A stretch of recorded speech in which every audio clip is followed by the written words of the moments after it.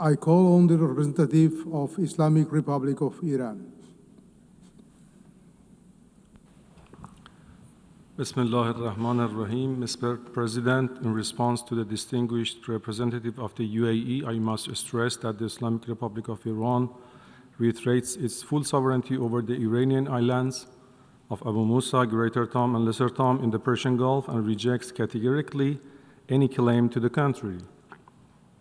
The Islamic Republic of Iran underlines that the measures undertaken in those islands by the Iranian officials have always been conducted based on the principles of the sovereignty and territorial integrity of the Islamic Republic of Iran. My country always pursued a policy of friendship and good neighboring with all neighboring countries.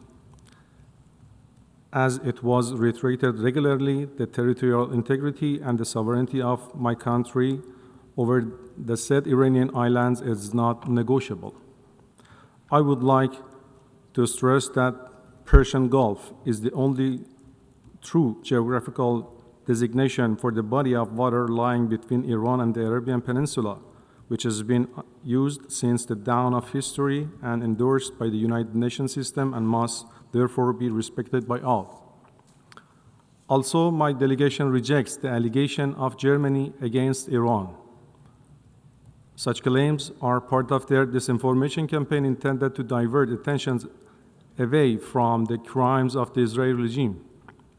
In fact, the Israeli regime is the regional proxy for certain Western countries, as explicitly acknowledged by the German Chancellor, stating that it is the dirty work Israel is doing for all of us.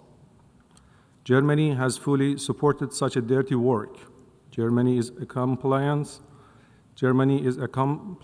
in genocide and other crimes of that regime, entailing the international responsibility of Germany.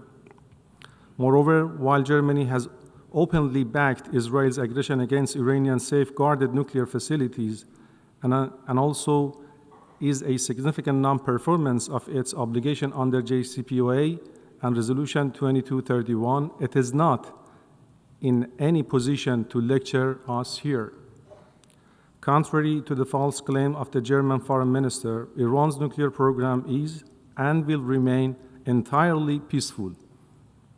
Since November 2003, every report of the International Atomic Energy Agency has consistently confirmed this peaceful character. Iran has repeatedly and unequivocally emphasized that nuclear weapons have no place in its defense doctrine. In his statement before the General Assembly, the President of the Islamic Republic of Iran reaffirmed Iran's principled opposition to nuclear weapons and underscored the urgent need to uphold the Non-Proliferation Treaty. Iran's peaceful nuclear program poses no threat to international peace and security. Consequently, we oppose any attempt by E3 to treat this matter within the Security Council framework. It is unjustified, lacks a legal foundation, and serves no constructive purpose. On several occasions, including informal communication to the Security Council and the Secretary General, the Islamic Republic of Iran has made it clear that the notification submitted by France, Germany, and the United Kingdom, the so-called E3, to trigger the snapback mechanism is legally and procedurally defective and therefore null and void.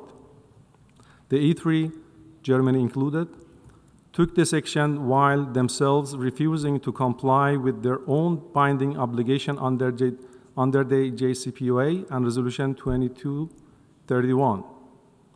Not only did they deliberately undermine the Resolution 2231 by demanding arrangements beyond its scope, but they also went so far as to advocate and justify military aggression against Iran's safeguarded nuclear facilities. Accordingly, any attempt to revive terminated resolutions is devoid of legal basis and stands politically and morally indefensible. Issues related to Iran's nuclear program have already been comprehensively addressed and settled within the framework of JCPOA and Resolution 2231. The government and the people of the Islamic Republic of Iran remain determined to exercise their inalienable right to nuclear technology for exclusively peaceful purposes, and to build upon their own scientific progress in advancing various civilian applications for that technology. At the same time, as the only nation in recent history to have suffered the use of weapons of mass destruction, Iran categorically rejects the development, possession, or use of such inhuman weapons on both ideological and strategic grounds. I thank you, Mr. President.